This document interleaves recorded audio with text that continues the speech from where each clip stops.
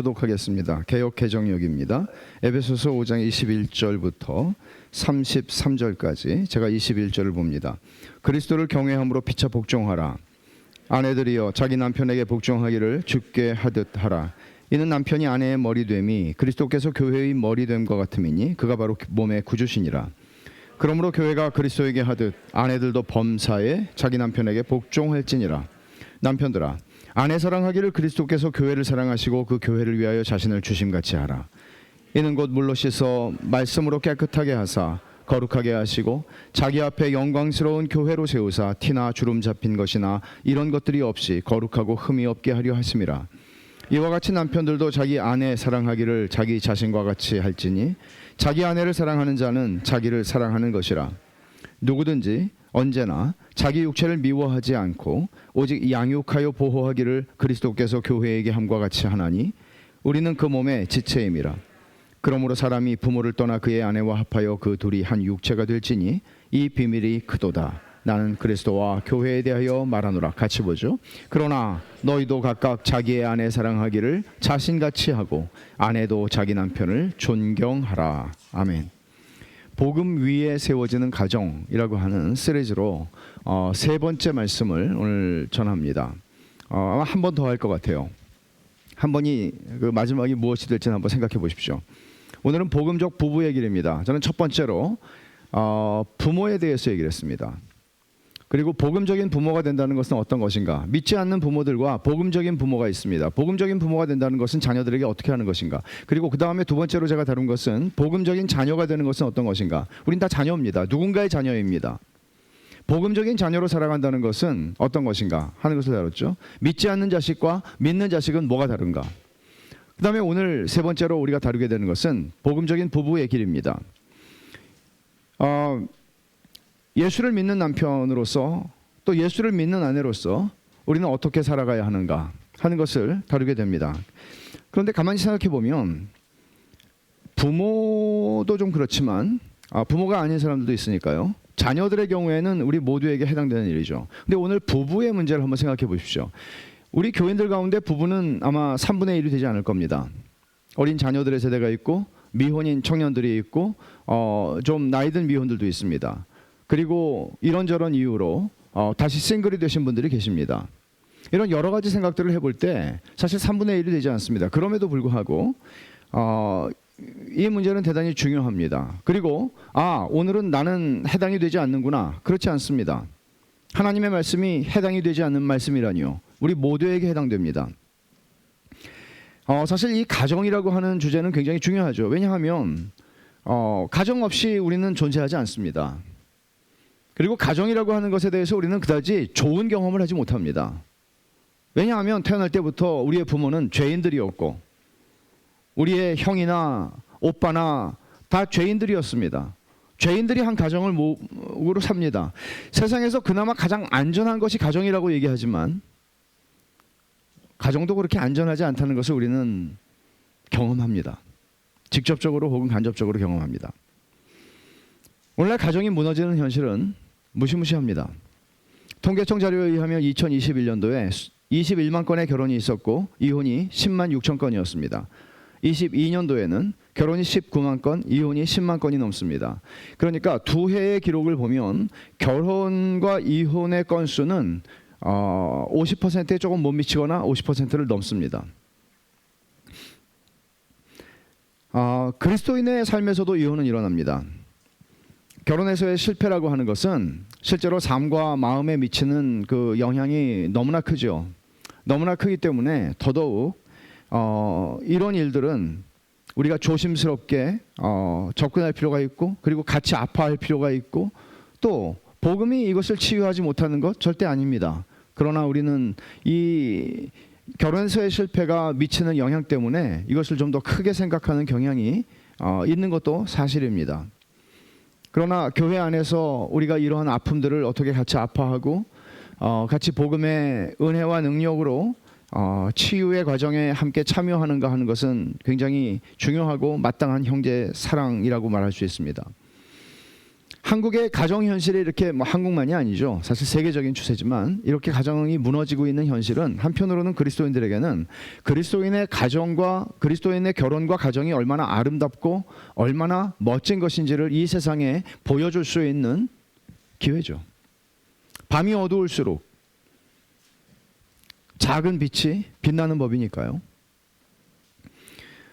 우리는 기본적으로 신앙을 아주 개인적인 문제로 접근하고 생각합니다. 내가 잘 믿으면 되는 거죠. 그러나 성경은 가정을 굉장히 중요하게 생각할 뿐 아니라 가정만이 아니라 교회도 그렇고 신앙이라고 하는 것은 결코 나 혼자 잘 성장하는 문제가 아니라고 성경은 접근합니다. 신앙은 기본적으로 내가 혼자 크는 것이 아니라 함께 크는 것입니다. 그리스도의 몸이라고 하는 비유가 그것이죠. 그리스도의 몸에서 손가락 하나가 길게 자라난다면 그것은 기형이죠. 함께 가는 것입니다. 그리고 신앙은 영향을 주게 되어 있습니다. 그 영향이 나를 통해서 어떻게 나타나는가 하는 것을 우리는 정상적으로 판단할 필요가 있고 생각할 필요가 있습니다. 오늘 부부에 대한 말씀을 통해서 성령께서 우리 마음에 깊이 감화를 주시고 또 부부 안에 얼마나 많은 문제들이 있습니까? 사실 여러분 우리가 다 멀쩡한 척 오지만 이런 경우도 있잖아요. 조금 아까 주차장에서 차 타고 오면서 내내 싸우다가 휴전 집에 가서 계속 그리고 미소를 지으면서 얼마든지 우리가 경험할 수 있고 경험하는 일들이기도 합니다. 뭐 저도 물론 예외가 아닙니다. 목사가 실컷 싸우고 오는 경우가 제가 볼 때는 지난 한 20년 넘게 돌아보면 있었던 것 같긴 합니다. 표정 관리하는 거죠. 결혼은 인간 사회생활 속에서 자연스럽게 형성된 제도는 아니죠. 성경은 하나 분명히 말하는 것은 결혼은 하나님이 사람을 창조하시고 아담과 하와를 창조하시고 그들을 결혼이라는 제도 속에 묶으셨다는 것을 성경은 분명히 얘기하고 있습니다. 학교요? 사람이 만들었습니다. 병원이요? 사람이 만들었습니다. 기타 여러 가지 제도들 사람이 만들었습니다. 그러나 분명히 양보할 수 없이 말할 수 있는 것은 뭔가 하면 가정은 하나님이 세우신 제도입니다. 대단히 중요하죠. 창세기 2장 25절에는 최초의 부부가 한번 찾아볼까요? 창세기를 몇 구절 봐야 되는데 창세기 2장 25절을 한번 보십시오. 아담과 그의 아내 두 사람이 벌거벗었으나 아담과 그의 아내입니다. 바로 전에 하나님이 24절에 주례사를 하셨거든요. 결혼식이 있었어요. 아담과 그의 아내 두 사람이 벌거벗었으나 부끄러워하지 아니하니라. 부끄러움. 수치심은 죄로 말미암아 들어온 감각인데 범죄하기 전에 부부관계를 묘사하기 위해서 부끄러움이라고 하는 부정적 단어를 사용했습니다. 부끄러운 거는 죄를 진 다음에 들어온 거예요. 부정적인 것이죠, 기본적으로. 근데 이 부끄러움이라는 단어를 죄를 짓기 전에 아담과 하와를 설명하면서 그때는 부끄러움이 없었어라고 얘기하는 것은 왜 그랬을까? 왜 이런 식으로 표현할까요? 범죄가 가져오기 전에 그 결혼과 가정의 아름다움을 보여주고요. 범죄가 들어온 다음에, 죄가 들어온 다음에 얼마나 처참하게 망가졌는가를 비교하고 대조하기 위해서 이런 표현을 쓴 것이 아닌가 싶습니다. 3장 7절을 보면 범죄하고 나서 그들에게 최초의 반응이 무엇인가 하면 눈이 밝아졌습니다. 눈이 밝아져서 제일 먼저 본 게 뭡니까? 자기들이 벗은 거를 보게 됩니다. 그전에는 2장 25절에 두 사람이 벌거벗었으나 부끄러워 아니하니라. 근데 3장 7절에는 눈이 밝아졌습니다. 먹고 나서, 과일을 먹고 나서. 그리고 자기들이 벗은 걸 알고 치마를 만들었습니다. 부끄러웠으니까요. 수치심이 들어온 거죠. 이 수치심이라고 하는 것은 결국은 서로에게 벽을 쌓게 되고요. 단순히 무화과 나무 잎 정도가 아니라 벽을 쌓게 되고 서로를 고립시키고 그리고 그 고립의 결과는 뭔지 아세요? 지옥이에요. 고립의 결과가 지옥이에요. 지금 이 세상에서 얼마나 많은 사람들이 외로움 속에서 죽어갑니까? 외로움 속에서 살고 있지만 사실 그 외로움이라고 하는 것은 죽음입니다. 인간은 이렇게 지어지지 않았습니다. 하나님과 깊이 결속된 존재로 지어졌고 사람과 사람 사이에 이 부부가 벌거벗었으나 부끄러워하지 않을 만큼 이 부부는 결속하도록 지어졌습니다. 그러나 단절이 찾아온 것이죠. 서로에게 벽을 만듭니다. 이 벽을 만드는 것은 다양한 방식으로 표출되죠. 하나님이 여자에게 하신 말씀이 그걸 잘 보여주는데, 특히 부부관계에서 16절을 보시면 3장 16절, 또 여자에게 이르시되 내가 네게 임신하는 고통을 크게 더하리니 네가 수고하고 자식을 낳을 것이며 너는 남편을 원하고, 이 부분이에요. 너는 남편을 원하고 남편은 너를 다스릴 것이니라. 이 말씀이 무슨 말씀인가 하면, 아내들은 남편의 사랑을 갈구합니다. 그러나 남편들은 원하는 사랑 주지 않습니다. 지배하려고 하죠. 복종하라고 요구하죠. 말하자면 부부관계가 틀어지는 것은 이때부터입니다. 아내가 원하는 사랑을 남편은 자기 딴에는 사랑이라고 말할 수 있을지 모르지만 그것은 지배하는 것입니다. 둘이 코드가 안 맞는 것이죠. 이것이 죄가 하나님이 세우신 결혼관계를 망가뜨린 이야기입니다. 아담의 범죄 이후에 모든 부부는 예외 없이 망가진 결혼 생활을 시작합니다. 망가지지 않은 결혼 생활을 시작하는 부분은 없습니다. 다 망가진 상태에서 시작합니다. 그래서 본래 하나님이 의도하신 결혼관계의 아름다움과 영광을 보지 못합니다. 경험하지 못합니다. 연애할 때까지만입니다. 결혼과 더불어 끝이 납니다. 그리고 결혼관계는 세월을 더해갈수록 상처와 아픔들을 만들게 됩니다. 그럼에도 불구하고 예수님을 믿지 않는 사람들 가운데서도 부부관계가 좋고 잘 살아가는 분들이 있죠. 사실 속을 들여다보진 않아서 모르겠지만, 그러나 그것도 하나님의 일반 은혜 덕분입니다. 하나님께서 일반 은혜로 우리의 죄성을 억제하지 않으신다면 불가능합니다. 왜요? 죄라고 하는 것은 본질적으로 자기중심이고 이기적인 것이기 때문에 그렇습니다. 사랑하는 것도 이기적인 사랑입니다. 결혼을 하는 남녀들에게 제가 말하죠. 네가 결혼해서 이 사람 때문에 더 행복해지기를 원하면 너는 그만큼 네가 원하는 만큼 불행할 거야. 결혼을 해서 이 남편이, 그리고 내 아내가 내 행복, 나의 채워지지 않은 행복을 채워줄 거라고 네가 생각한다면 너는 네가 그렇게 생각하는 만큼 불행할 거야.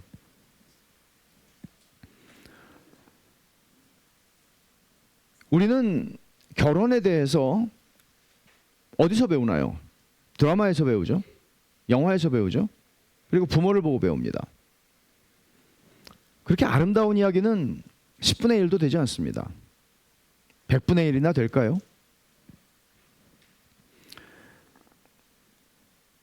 성경에서 배워야 되죠. 두 가지 개념이 있습니다. 성경에는 결혼을 얘기할 때 두 가지 개념이 있는데, 첫째는 사귐과 연합이고 두 번째는 언약입니다. 여러분, 사실 이 말씀을 들으면서 결혼하신 분들은 우리가 결혼할 때 들었던 주례사, 목사님이 주례하셨다면 주례사를 생각하실 수도 있고, 또 여러분의 지난 결혼 생활을 돌아볼 수도 있을 것입니다. 자, 보십시오. 사귐과 연합입니다. 성경은 하나님이 삼위 하나님으로 계신다고 말합니다. 성부와 성자와 성령으로 계시다는 것은 성부와 성자와 성령께서 완전한 연합과 완전한 사귐 속에서 교제하며 그 충만한 기쁨의 흘러 넘침을 가지고 존재하신다는 것입니다. 영원에서 영원까지요. 하나님은 하나님의 형상으로 사람을 지으셨다고 말할 때, 하나님의 형상이라는 것은 단순히 하나님과 같은 어떤 지정의를 가진 존재다, 그런 차원의 문제가 아니라 하나님과 교제할 수 있는 존재다 하는 것은 조금 더 나아간 것이죠. 그러나 하나님과만이 아니라 우리는 사람과 사람 사이에 공동체로 창조되었다는 것을 성경은 얘기합니다. 하나님은 처음으로 보기 좋지 않았다고 말씀하신 게 뭔가 하면 남자가 혼자 있는 게 보기 좋지 않다고 말씀하십니다.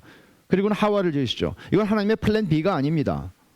하나님께서 지어놓고 보니까 설계가 틀렸네, 하나를 더 만들어야 되겠어? 아닙니다.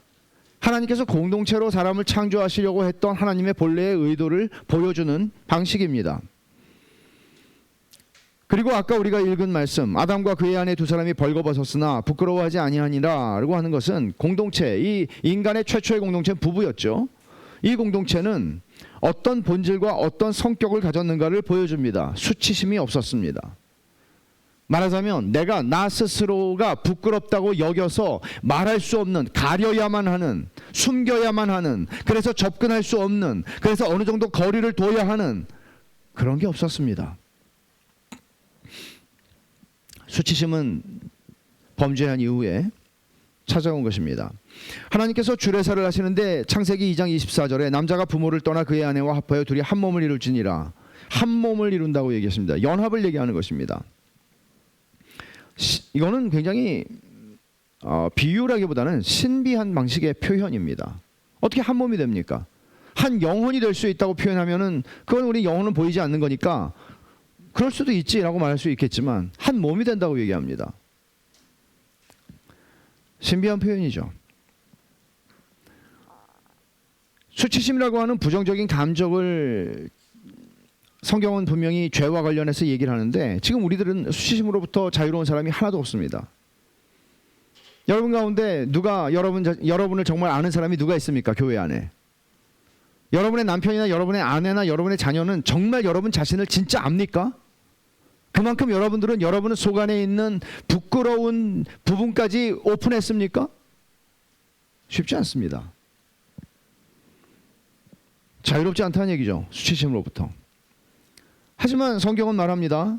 창세기 2장 25절에 수치심이 없을 때 그들의 관계는 얼마나 놀라운 기쁨과 만족과 행복을 주는 것이었을까? 수치심이라고 하는 것이 존재하지 않았을 때 그들의 관계, 그들의 연합, 그들의 사귐은 어떤 것이었을까? 우리는 상상 정도는 해볼 수 있지만 상상도 머뭇머뭇거리죠. 삼위 하나님께서 누리셨던 기쁨과 같은 기쁨을, 동질의 기쁨을 인간은, 하나님은 아니지만 하나님의 형상으로서 그들은 누렸습니다. 삼위 하나님이 누리는 기쁨을 그들은 누렸습니다. 그리고 그 기쁨을 주고 싶어서 하나님은 창조하셨으니까요. 하지만 범죄한 다음에 우리가 보는 모습은 어떤 겁니까? 아담은 자기 아내를 비난하죠. 하나님께서 내게 주셔서 함께하게 한 저 여자 때문에 내가 먹었다고. 무시무시한 얘기입니다. 그리고 범죄한 아담의 후손인 모든 남자들이 기본적으로 장착하고 있는 비겁함입니다. 뭐가 잘못되면 당신 때문에 그렇다고 얘기하는 이 못된 버릇은 아담으로부터 시작된 것입니다. 하나님이 의도하신 결혼은 이런 게 아닙니다. 그것은 완전한 연합과 사귐, 흠이 없는 사귐이었습니다. 두 번째, 결혼관계는 언약이라는 본질을 전제로 합니다. 성경에서 인간에게 베푸시는 하나님의 사랑과 은혜를 언제나 언약 개념으로 설명하죠. 하나님이 나를 구원하셨다, 언약 개념으로 설명하고요. 하나님이 나를 사랑하셨다, 언약이라고 하는 걸로 설명해요. 왜 그럴까요? 여러분 생각해 보세요. 변덕스럽지만 강력한 힘을 가지고 있는 존재가 나를 사랑한다고 말해요. 내가 너무 좋대요. 근데 내가 그 사람이 얼마나 변덕스러운 사람인지 알아요. 그럼 나를 좋다고 사랑한다고 나에게 뭔가를 막 해줄 때 어떨까요? 불안하죠. 이 인간이 또 어떻게 변할지 불안하죠. 성경은 하나님이 일관된 분이라고, 신실한 분이라고 말합니다. 하나님은 변함이 없으신, 불변하시는 속성을 가지고 있다고 말합니다. 그리고 그것을 우리에게, 그럼에도 불구하고 그것을 하나의 증거로 우리에게 말씀하시기를 우리와 언약을 맺으십니다. 그리고 하나님은 그 언약을 신실하게 이행하시는 하나님이십니다. 우리의 구원은 하나님이 우리와 맺으신 언약에 달려 있다고 말씀하심으로써 우리를 불안하지 않게 만드시고, 하나님의 자녀들이 우리가 하나님 앞에 면목 없을 정도로 넘어지고 하나님 앞에 범죄할 때가 너무나 많잖아요. 그럼에도 불구하고 우리가 넘어질지언정 하나님의 언약을 바라보면 하나님이 나를 버리지 않을 거야 라는 확신, 하나님이 그럼에도 불구하고 나를 여전히 사랑하시는 거야 라는 확신을 얻고 안심할 수 있도록 하시는 거죠. 그게 하나님께서 언약을 통해서 우리를 구원하셨다, 우리를 사랑하신다 하는 것을 언약을 통해서 말씀하시는 이유입니다. 여러분이 많이 들어보셨음직한 그 히브리어 단어 중에 헤세드라고 하는 단어가 있습니다. 이 헤세드라고 하는 것은 unfailing love, 실패할 수 없는 사랑입니다. steadfast love, 여러 가지 단어로 영어 성경들이 번역합니다. 우리말로는 인자하심이라고 번역이 되죠. 주로 인자하심 잘 안 들어오잖아요. 이 사랑은 언약적 사랑입니다. 언약적 사랑이라고 해서 감정이 없는 게 아닙니다. 하나님이 당신 자신을 온전하게 우리를 향해 헌신하실 만큼 사랑하시는 것이지만 그 사랑은 감정적이지만 한 것이 아닙니다. 조건적이지도 않습니다. 그 사람은 약속하시고 그 약속을 우리가 어떻게 하든지 간에 그 약속을 성취하시는 그런 사랑입니다. 그것을 헤세드라고 얘기합니다. 그래서 구약성경의 선지자들은 나는 그들의 하나님이 되고 그들은 내 백성이 될 것이라는 말씀을 누누이 선지자들을 통해서 하나님은 반복해서 말씀하십니다. 말 안 듣는 백성들을 향해서 나는 그들의 하나님이 되고 그들은 나의 백성이 될 거라고 계속 말씀하십니다. 그리고 요한계시록 마지막 21장에서 이렇게 말하죠. 나는 그의 하나님이 되고 그는 내 아들이 되리라. 예수님이 십자가에 달리시기 전에 제자들하고 같이 식사를 하시면서 이것은 새 언약의 피다라고 말씀하시죠. 마찬가지예요. 같은 맥락이에요. 예수님께서 십자가에 당신이 죽으시는 그 죽음을 당신의 피로써 도장을 찍는 인치는 언약이라고 말씀하십니다. 그러니 제자들에게 너희들에게 무슨 일이 일어나도 너희들의 인생에 그리고 너희들이 살아가는 이 시대의 역사의 소용돌이 속에서 무슨 일이 일어나도 너희들은 나를 신뢰할 수 있어. 내가 너희를 결코 버리지 않는다는 것을 약속하시는 것입니다. 결혼관계가 언약을 전제한다는 것은 어떤 의미인가 하면 하나님께서 주례사를 남자가 부모를 떠나 그의 아내와 합하여 둘이 한 몸을 이룰지로다 라고 말씀하셨고 예수님께서 마태복음 19장에 하나님이 짝지어 주신 것을 사람이 나누지 못한다 그렇게 말씀하셨습니다. 이게 이 부부라는 게 언약관계라는 것을 표현하는 방식입니다. 여러분 10계명의 7계명은 간음하지 말라 그렇게 말합니다. 거기서 쓰인 간음이라고 하는 단어 자체의 그 제한적 의미는 뭔가 하면 그것은 결혼관계 이외에 혼외 모든 부정한 관계를 얘기하는 것입니다. 혼외 모든 부정한 관계를 얘기하는 것입니다. 간통, 불륜 등등을 얘기하는 것입니다. 말하자면 왜 하나님께서 십계명에서 이 말씀을 하시는가 하면 이것은 언약을 깨뜨리는 것이기 때문에 중요하다고 말씀하시는 것입니다. 언약을 깨뜨리는 것입니다. 하나님과 구속받은 백성과의 관계, 그리스도와 교회와의 관계, 오늘 30절에서도 본문 32절에서도 말씀하고 있죠. 나는 지금 그리스도와 교회에 대해서 말하노라 그렇게 말씀하죠. 그럼 여러분 뭔가 하면 같은 거예요. 하나님과 백성의 관계, 그리스도와 교회의 관계를 혼인 언약, 결혼 언약의 관계로 지금 말씀하시는 거거든요. 얼마나 중요한 것입니까? 하나님이 우리의 잘못 때문에 당신의 헤세드를 거두지 않으시는 것처럼 너희들은 너희의 배우자가 실패하고 실수하더라도 너희의 언약을 거두지 마라고 하는 게 전제되어 있다는 말이에요. 그래서 이 사회에서 우리가 말하는 우리가 계약서 많이 쓰잖아요. 부동산 계약서도 쓰고 뭐 계약서 많이 쓰잖아요. 그러면 갑과 을이 나오잖아요. 그런 계약서를 우리는 컨트랙이라고 얘기하죠. 근데 컨트랙하고 성경에서 얘기하는 이 언약이라고 하는 건 조금 달라요. 이거는 우리 세상에서 하는 계약은 갑이 이행하지 않으면 을도 이행할 의무가 없어요. 깨지는 거죠. 그런데 하나님이 만드시는 이 언약이라고 하는 개념은 영어로 covenant라고 얘기하는데 이 언약이라는 개념은 뭔가 하면 이거는 하나님이 그렇게 하시는 거예요. 언약이라는 개념도 당시에는 그런 거 아니었어요. 심지어 언약을 맺는다라는 말을 히브리 말로는 어떻게 쓰냐면 언약을 자른다고 그래요. 커팅하는 거예요. 왜 언약을 자른다고 말했을까요? 언약을 할 때 그들은 종이에다가 써서 도장을 찍지 않았어요. 그들은 짐승을 한 마리 잡아놓고 절반을 쪼개서 벌려놓고 언약을 한 사람 두 사람이 당사자가 쪼개진 짐승 사이로 지나가는 겁니다. 짐승을 잘라가지고. 이건 무슨 뜻인가 하면 네가 이 언약을 어기면 너는 이 짐승처럼 되는 거야. 살벌하죠. 그래서 언약을 자른다고 말합니다. 그리고 그만큼 언약은 중요한 것이었습니다. 그런데 여러분 기억하시는지 모르겠지만 창세기 15장에서 하나님께서는 아브라함이 잠든 사이에 비몽사몽하는 가운데 하나님의 임재를 상징하는 횃불이 그 밤중에 그 쪼갠 고기 사이로 지나가는 것을 아브라함은 봅니다. 아브라함은 지나가지 않죠. 하나님이 혼자 책임지시겠다고 지나가시는 것입니다. 그게 하나님이 우리와 맺으시는 언약입니다. 우리가 넘어져도 우리를 죽이시지 않습니다. 그리스도를 죽이셨죠. 그렇게 하나님은 당신의 언약을 파기하지 않으십니다. 우리의 잘잘못에 따라서 변덕스럽게 파기하지 않으십니다. 결혼관계라고 하는 것은 이런 헤세드를 반영하는 언약입니다. 중요하죠. 그럼 여러분, 결혼에 대한 이런 성경적인 가르침이 현실과 너무나 멀게 느껴지죠. 무슨 이상적인 저런 이상적인 얘기를 하는가? 우리의 현실과 너무나 멀게 느껴지지 않습니까?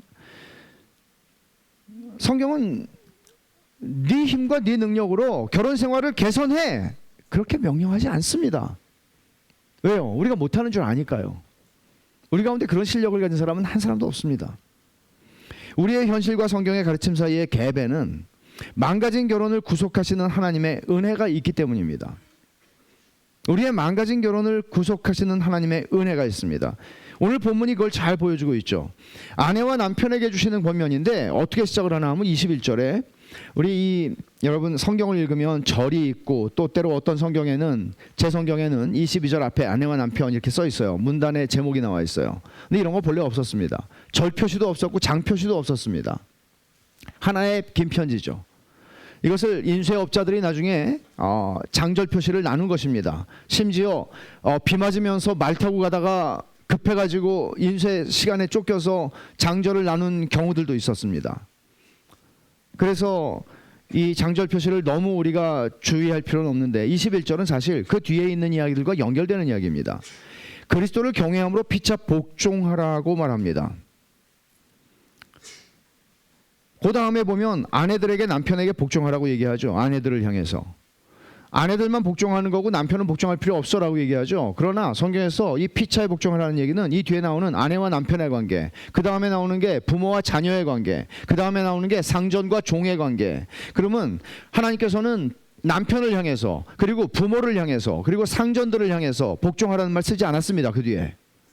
그러나 여기서 피차 복종하라고 하는 말을 쓰는 것은 근본적으로 어떤 의미로 지금 이걸 쓰는 건가 하면 서로를 향한 존경과 상대를 향한 사랑에 근거한 복종을 전제로 하고 이 말을 하고 있는 것입니다. 잘 들으십시오. 오해하지 마십시오. 종종 성경 말씀이 무기가 되는 경우가 있습니다. 오용이죠. 성경 여보, 복종하라고 여기 써 있잖아. 당신 집사잖아. 성경을 오용하는 아주 제일 나쁜 사례입니다. 여러분, 부부관계를 보관하는 열쇠가 어디에 있다고 생각하십니까? 32절을 보세요. 이 비밀이 크도다. 나는 그리스도와 교회에 대하여 말하노라. 바울은 지금 남편과 아내에 대해서 말하고 있는데 이렇게 말하는 거예요. 오해하지 마. 나는 지금 한 비밀을, 남편과 아내의 관계를 통해서 하나의 비밀을 말하고 있는데 그거는 그리스도와 교회의 관계야. 그렇게 말하는 것입니다. 말하자면 부부관계를 복원하는 열쇠가 여기 있다는 거죠. 그리스도와 교회의 관계를 이해하고 그것을 경험하는 것입니다. 이게 부부관계를 복원하는 열쇠입니다. 그리고 그 근거에서 이렇게 시작한 거죠. 그리스도를 경외함으로 피차 복종하라. 그냥 복종하는 게 아니죠. 그리스도를 경외하는 거예요. 그리스도를 바라보고 그리스도를 주목하고 그리스도가 어떻게 하셨는지를 생각하고 묵상하고 그리고 피차 복종해라. 그렇게 얘기합니다. 먼저 사도는 아내들에게 먼저 말하죠. 22절에 보면 자기 남편에게 복종하기를 주께 하듯 하라. 요즘 같은 시대에 돌 맞아 죽을 소리입니다. 그러나 성경의 이 말씀은 특정 시대에만 유효한 말씀이 절대 아니죠. 절대 아닙니다, 여러분. 교회는 이 근거가 뭐라고 얘기를 하나 하면 23절에 남편이 아내의 머리됨이 그리스도께서 교회의 머리됨과 같음이니 그가 바로 몸의 구주시니라. 말하자면 교회의 머리가 주님이죠. 예수님이죠. 그리고 아내의 머리가 남편이라고 지금 얘기합니다. 그 방식으로 남편이라고 얘기해요. 그럼 여러분, 이것은 아내 머리라고 하는 이 표현은 남편과 아내의 그 우월함 혹은 열등함 이런 문제를 얘기하는 것 아닙니다. 오해하지 마십시오. 이것은 질서를 얘기하는 것입니다. 왜 그런가 하면 고린도전서 11장 3절을 보면 이런 말씀이 나와요. 각 남자의 머리는 그리스도요 여자의 머리는 남자요 그리스도의 머리는 하나님이시니라. 그리스도의 머리가 하나님이라고 말해요. 그러나 우리가 알다시피 삼위일체 하나님은 그 신성과 권능에 있어서 동일하신 하나님입니다. 동일하신 하나님입니다. 그러나 예수님께서 스스로 자기를 비워 종의 형체를 가져 사람이 되셔서 그 구원을 이루시는 것입니다. 자원하여 복종하시는 것입니다. 여기서 그리스도의 머리는 하나님이라고 말할 때 그것은 동등한 것을 기초로 하는 것입니다. 머리라고 하는 것은 질서를 얘기한다는 뜻이죠. 그러므로 여러분, 아내들에게 남편에게 복종하라고 하는 이 말씀을 주시는 것은 당신들은 열등하니까, 당신들은 남편보다 머리가 나쁘니까 아니에요. 많은 경우에 여자가 머리 좋은 경우 더 많아요, 제가 볼 때는. 그리고 더 사리 분별을 잘하는 경우가 많아요. 아닌 경우도 또 있지만 하나만 하는 소리를 지금. 빌립보서를 한번 찾아봅시다. 빌립보서 2장입니다. 빌립보서 2장 5절을 보세요. 너희 안에 이 마음을 품으라. 곧 그리스도 예수의 마음이니 그는 근본 하나님의 본체시나 하나님과 동등됨을, 동등되세요. 예수님은 하나님과 동등되 성부 하나님과. 그러나 그것을 취할 것으로 여기지 아니하시고 오히려 자기를 비워 종의 형체를 가지사 사람들과 같이 되셨고 낮아지셨어요. 비하하셨어요. 사람의 모양으로 나타나사 자기를 낮추시고 죽기까지 복종하셨으니 곧 십자가에 죽으심이라. 여러분, 아내가 남편에게 복종하는 것은 이런 방식이에요. 그리스도께서 하신 것처럼, 그리스도께서 하신 것처럼 자원하여 복종하는 것입니다. 왜? 하나님께서 그것을 원하시기 때문이죠. 그러니까 아내들이요, 복종하십시오. 남편에게 복종하십시오. 그리고 굳이 덧붙인다면 이런 거죠. 그리스도께서 성부 하나님께 복종하셨던 그와 같은 방식으로 자원하여 복종하십시오. 어디까지? 죽기까지 복종하십시오 라고 얘기하는 것입니다. 남편들에게 말합니다. 25절을 보십시오.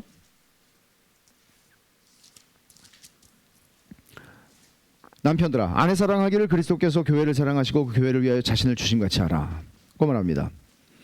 기준은 여기서도 그리스도입니다.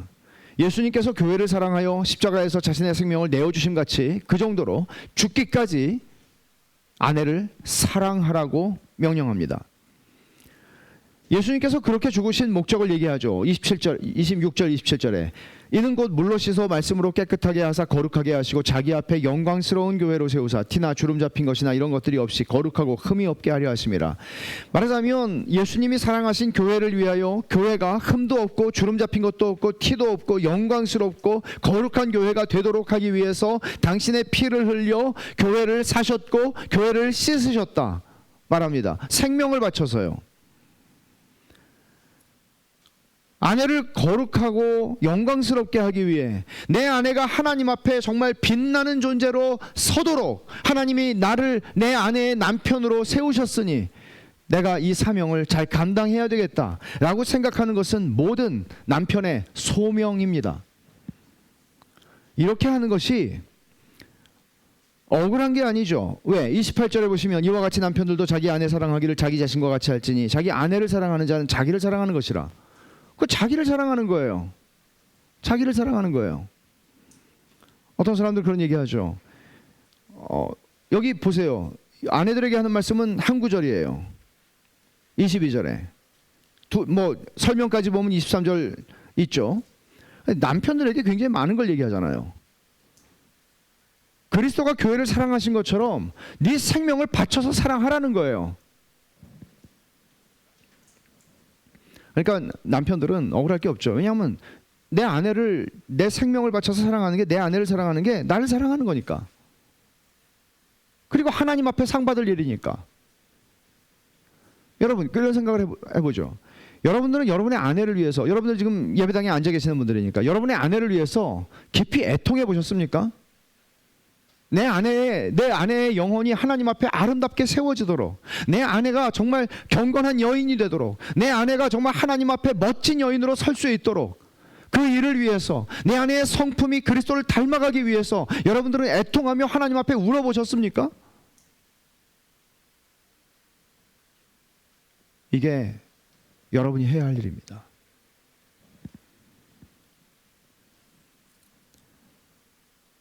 그리스도께서 교회를 사랑하여 십자가에서 죽으셨습니다. 그리고 겟세마네 동산에서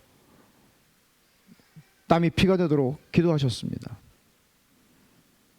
우리는 남편들은 그리스도가 기준입니다. 그리스도가 교회를 사랑하신 것처럼 이 기준입니다. 아무리 잘해도 칭찬받기 힘든 거죠, 사실. 아무리 잘해도 다 했다 말할 수 없는 것이죠. 여러분, 누가 이렇게 할 수 있겠어요? 제가 지금 말을 하고도 누가 이렇게 할 수 있겠어요? 이런 남편이 어디 있어요? 또 이런 아내가 어디 있어요? 데이브 할비라고 하는 사람이 쓴 책 가운데 그 결혼에 대한 책인데요. 이런 책이 있어요. 제가 주례할 때 종종 이 책 소개를 하죠. The sinners say, 죄인이 말하기를 I do. 그렇게 하겠습니다. 서약하잖아요. 결혼식 할 때 I do. 네, 그렇게 하겠습니다. 네, 서약하잖아요. 그 서약을 하는 건 진심이죠. 그러나 죄인이 지금 말하고 있는 거예요. 그걸 지킬 능력이 없어요, 이 사람이. 서로 큰 소리로 제가 결혼식 할 때 그 서약문을 읽어주잖아요. 그러면은 그렇게 하겠습니까? 죽을 때까지 이렇게 하겠습니까? 하면은 네, 그렇게 대답하죠. 이 사람 진심으로 말하지만 믿지 말라고 그러죠. 실력이 없어요. 1년도 안 가요. 어떻게 가능해요? 지금 이 말씀이, 성경이 하는 말씀이 어떻게 가능해요? 우리 삶 속에서 하나님의 은혜밖에는 이것을 가능하게 하지 않아요. 하나님의 은혜를 경험하신 자들은 은혜에 이끌려서 그리스도를 생각하게 되고 그리스도를 바라보게 됨으로써 남편에게 복종하고 그리스도를 생각함으로써 자기 생명을 주 아내를 사랑하는 삶으로 들어가기 시작합니다. 은혜는 자격 없는 자에게 주어지는 선물이고 사랑이잖아요. 그러니까 은혜라고 하는 것은 기본적으로 참 내가 자격이 없는 존재구나, 그리고 참 과분하구나, 이 두 가지를 느끼게 해주는 것입니다. 결혼 생활에서도 마찬가지예요. 야, 내가 정말 당신을 보면 내가 그때 정말 좋은 혼처가 있었는데 내가 정말 내가 이 왼수를 선택한 거는 너무 많은 손해를 보고 선택한 거야. 이런 일. 내가 정말 많이 낮춰서 너하고 결혼해 줬다. 여러분, 회개하십시오. 거기에는 은혜가 설 자리가 없습니다. 은혜는 고마운 것입니다. 이 사람이 나하고 결혼해서 고맙다는 거예요. 모든 관계에는 은혜가 개입되지 않으면 평안할 수 없습니다. 모든 관계가요. 부모와 자식 관계도 마찬가지잖아요. 참 부모가 고맙다, 이게 아니고 나한테 해준 게 뭐 있는데? 여러분, 모든 관계 속에는 은혜가 개입되어야 합니다. 근데 이 은혜는 내 아내나 내 남편에게 받은 은혜라기보다는 하나님이 내게 주시는 은혜가 충만할 때 은혜가 흘러갑니다. 여러분, 중요한 점은 행복은 좋은 남편이나 좋은 아내로부터 오지 않습니다. 행복은 유일하게 하나님으로부터 옵니다. 여러분들이 하나님에게서 받으셔야 할 것을 남편이나 아내에게 요구하신다면 여러분들은 우상 숭배를 하고 있는 겁니다. 그리고 그 우상 숭배는 여러분들에게 행복을 가져다 주지 않습니다. 어떤 남편도 어떤 아내도 하나님을 대신할 수는 없죠. 하나님이 주실 수 있는 행복을 줄 수 있는 남편, 그것을 줄 수 있는 아내는 없습니다. 하나님의 은혜 안에 머물 때 남편과 아내는 서로에게 감사함을 느끼게 되고 그리스도의 모범을 따라 복종과 사랑을 할 힘을 얻는 것입니다. 여러분, 이 우상 숭배적인 결혼 생활을 하지 말라는 권면을 바울 사도는 고린도전서 7장에서 잠깐 하는데 한번 찾아봅시다. 고린도전서 7장입니다. 29절부터 31절입니다. 제가 읽겠습니다. 고린도전서 7장 29절입니다. 형제들아, 내가 이 말을 하노니 그때가 단축하여진 거로 이후부터 안에 있는 자들은 없는 자같이 하며 우는 자들은 울지 않는 자같이 하며 기쁜 자들은 기쁘지 않은 자같이 하며 매매하는 자들은 없는 자같이 하며 세상 물건을 쓰는 자들은 다 쓰지 못하는 자같이 하라. 이 세상의 외형은 지나감이니라. 지나간다는 거죠. 그러니까 아내가 있는 자들은 없는 자같이 하라는 말 무슨 말이에요? 그러니까 나는 결혼해서 너무 행복해, 너무 좋아, 나는 이 행복이 떠나가지 않았으면 좋겠어, 이렇게 사는 사람들을 향해서 말하는 거예요. 그거 지나가는 거야. 거기에 매달리지 마. 그게 다가 아니야. 네가 매달릴 분은 하나님밖에 없어 라는 얘기를 하는 거예요. 모든 게 다 마찬가지예요. 나는 이 집이 있어서 너무나 좋아. 지나가요. 없어질 때도 있어요. 나는 이게 있어서 너무 좋아. 온전하고 영구적인 것은 없어요. 바울 사도는 이렇게 권면하는 겁니다. 그렇게 하노라면 그것이 너의 우상이 된다고. 그렇게 하노라면 그게 너의 우상이 된다고. 은혜의 능력을 경험하셔야 합니다.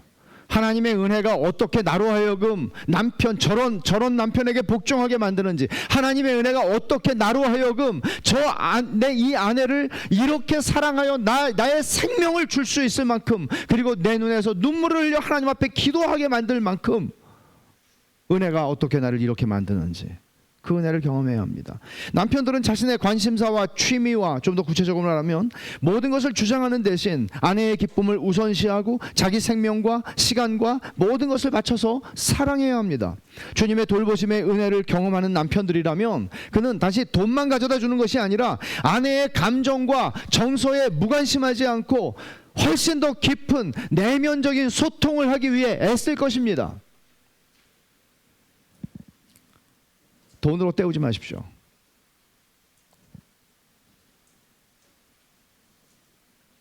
주님의 은혜를 맛보고 사는 남편들이라면 아내가 하나님을 알고 사랑하고 즐거워하는 거룩한 아내가 되기를 바라게 될 것이고, 하나님 앞에 눈물로 엎드리는 경건한 남편들이 될 것입니다.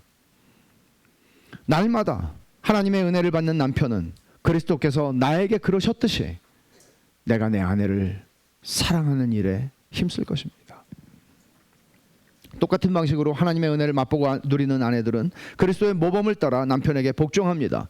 죄가 아니라면 남편의 권위를 인정하고 복종하고 그를 진심으로 존중할 것입니다. 초기 기독교 시대에 이런 경우가 많았죠. 여자들이 훨씬 더 기독교인이 많이 됐어요. 그러니까 불신자로 부부로 살아가다가 여자들이 예수를 믿게 된 거예요. 여자들이 사실은 비빌 데가 없었거든요. 로마 제국 시대에서, 이 가부장적인, 어마무시한 가부장적인 사회에서 그 여자들이 그리스도인이 됐어요. 근데 남편들의 학대가 이루 말할 수가 없었죠. 그럼에도 불구하고 이 말씀들이, 여러분, 그런 상황 속에서 아내들이요 자기 남편에게 복종하기를 주께 하듯 하라 하는 말씀이, 어떻게 학대하는 남편을 어떻게 복종해요? 저런 인간이 빨리 죽기를 기다려야 되는데 어떻게 그 사람에게 복종할 수 있어요? 그럼에도 불구하고 이 말씀을 순종했던 아비투스였죠. 초기 교회의 아비투스였습니다.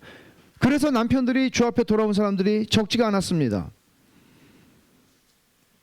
베드로전서 3장 1절 말씀이 그런 말씀이죠. 아내들아, 이와 같이 자기 남편에게 순종하라. 이는 혹 말씀을 순종하지 않는 자라도 말로 말미암지 않고 아내의 행실로 말미암아 구원을 받게 하려 함이라. 저는 많은 불신 남편을 둔 믿는 부인들의 케이스들을, 그리고 그런 남편들을 신방하고 만난 경험들이 많습니다. 그 남편들이 하나같이 하는 말은, 내 아내는 말만 잘한다는 거죠. 목사 앞에서 내 아내를 욕하는 거죠. 그래서 그런 여 집사님들은 자기 집에 신방 오는 걸 대단히 싫어합니다. 남편이 자기 욕을 할 거니까. 꾸역꾸역 가서 만나죠, 제가. 공감하죠. 그러나 말로 말미암지 않고 행실로 말미암아 구원을 받게 하려 함이라고 말합니다. 종종 이런 명령과 조건들이 그리스도인 부부들이 상대를 공격하는 근거가 돼서는 안 되는 것이지만 잘못 사용하는 것이죠. 얼마나 우리가 은혜가 필요한 존재인지, 그리고 내 남편이 얼마나 이 말씀대로 살아갈 수 없는 존재인지, 그리고 내 아내가 얼마나 이것을 순종할 수 없는 존재인지를 서로 인정하고 하나님의 은혜를 구하는 것입니다. 정리하면 이 모든 게 하나님의 언약이라는 큰 맥락 속에서 이루어지는 일이고, 그때그때 감정에 따라서 행동하는 것 아니라는 것입니다. 언약입니다. 모든 부부는 결혼 언약을 인내와 신실함으로 지켜가는 것입니다. 어떻게? 21절에 이른 대로 그리스도를 경외함으로 피차 복종하면서, 그리스도를 바라보면서. 그리스도가 어떻게 하셨지? 주님께서 성부 하나님께 어떻게 복종하셨지? 십자가에 죽으시기까지 복종하셨지. 그리스도가 어떻게 하셨지? 십자가에 죽으시기까지 교회를 사랑하셨지. 남은 것은 열매입니다. 성경적인 부부관계는 1차적으로 자녀들에게, 그 다음에는 이웃과 세상을 향해 복음과 살아계신 하나님에 대한 생생한 증거가 됩니다. 완벽한 부모 없죠. 완벽한 부부도 없습니다. 자녀들은 부모를 보면서 남편과 아내가 어떤 거구나를 배웁니다. 경험하죠. 그리고 가정이라는 건 이런 거구나 하는 그림을 그리기 시작합니다. 이게 자녀들이 장래에 이루게 될 가정에 선한 영향을 미치는 것이죠. 또 그리해야죠. 우리는 부족하지만, 완벽하지 않지만, 그 완벽하지 않은 틈이 크면 클수록 그 틈을 하나님의 은혜가 채워줘서, 남편과 아내, 부부라는 것은 하나님의 은혜가 없으면 못 사는 거구나, 이걸 배우게 하는 것이죠. 우리 엄마 아빠는 기가 막히게 훌륭한 사람이구나는 아니에요. 아, 은혜가 없으면 결혼은 불가능한 거구나. 은혜가 없으면 가정이라는 거는 불가능하구나. 이걸 보는 거예요. 결혼관계에서 주님의 말씀을 따르는 삶이 미치는 선한 영향은 자녀들을 넘어서 가까운 이웃들에게, 친지들에게, 주변 세계에 하나님에 대한 증거가 됩니다. 부부관계를 통해서 주님의 은혜와 행복을 누리는 것입니다. 저 사람들은 보면 성질도 나보다 좋은 것 같지 않은데 어떻게 같이 살지? 우리보다 훨씬 행복해 보여. 하나님의 은혜가 그것을 한다는 것을 증거하는 것입니다. 하나님이 제정하신 결혼이 얼마나 아름다운지 이 세상에 보여주어야 하는 소명이 그리스도인 부부들에게 다 있습니다. 여러분, 부부로 살아간다는 건 쉬운 일이 아닙니다. 쉽지 않은 것을 우린 결혼한 사람 다 압니다. 참 30몇 년 산 걸 돌아보면 진짜 은혜입니다. 종종 우리는 실패도 경험합니다. 그리고 때로는 결혼에 대한 우리의 미혼인 분들 가운데는 결혼에 대해서 원하지만 또 하나님께서 허락하시지 않는, 아직까지는 그런 일들도 우리는 경험합니다. 우리의 인생은 우리가 원하는 대로 되지 않습니다. 나 혼자 살아도 원하는 대로 되지 않는데 나와 엮여져 있는 한 사람과 같이 살아간다는 건 이건 정말 이루 말할 수 없는 짐이라고밖에는 여겨지지 않는, 그래서 우리는 때로는 내 아내가, 내 남편이 십자가라고 생각을 할 때가 있습니다. 그러나 이것은 하나님께서 우리가 얼마나 은혜를 필요로 하는 존재인지를 알게 하시는 하나님의 기가 막힌 방편입니다. 하나님이 만드신 제도라니까요. 그리고 우리는 죄로 말미암아 우리의 깨어진 수치심의 관계를 넘어서서 이제는 더 깊은 은혜 안에서의 결속과 그 언약에 대한 신실함으로 그리스도를 경외함으로 피차 복종하는 것입니다. 이런 은혜를 여러분들의 결혼하신 분들의 결혼의 삶이 지금 어느 정도의 자리에 있든지 간에 여러분의 있는 자리에서 그런 은혜를 구하십시오. 그리고 이런저런 상황으로 인해서 혼자 되신 분들이 이 속에서 하나님께서 주셨던 은혜와 또 하나님께서 이로 인해서 나에게 베푸실 은혜를 구하십시오. 이렇게 우리는 주께서 제정하신 결혼을 하나님의 말씀을 통해서 배우게 되고, 우리에게 이것이 어떤 상태로 주어졌던지 주어지지 않았던지 우리는 얼마나 은혜가 필요한 존재인가를 아는 것입니다. 기도하십시다. 이 시간에 같이 한번 기도합시다.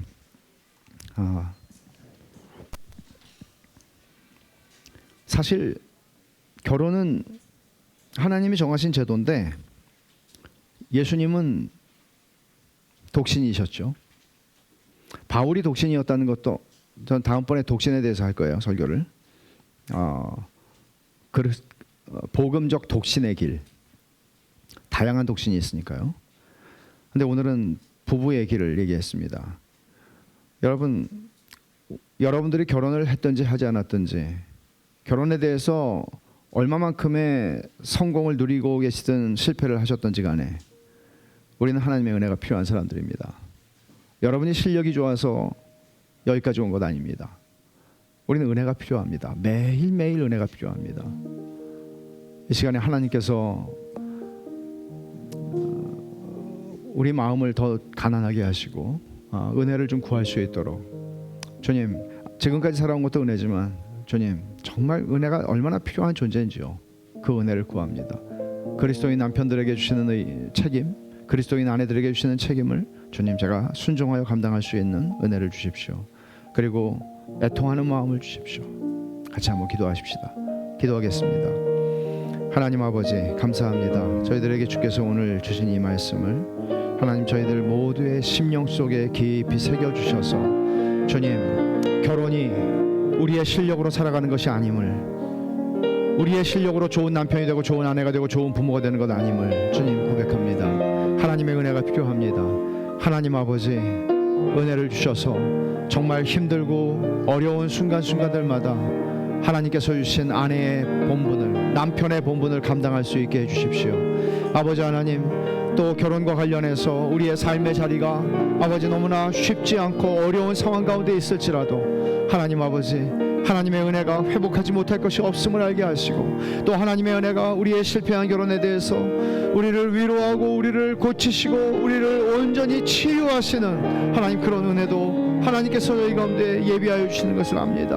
아버지 하나님, 우리의 인생 가운데 오 주님, 우리는 하나님의 은혜가 필요합니다. 주님, 이 은혜를 누리고 살아갈 수 있게 해주시고, 이 은혜가 없이 우리의 힘과 우리의 실력으로 이 일을 감당치 않게 해주시고, 아버지 하나님, 매 순간 주를 의지하고 아버지 하나님, 그리스도인 남편과 그리스도인의 아내로 살아갈 수 있게 해주십시오.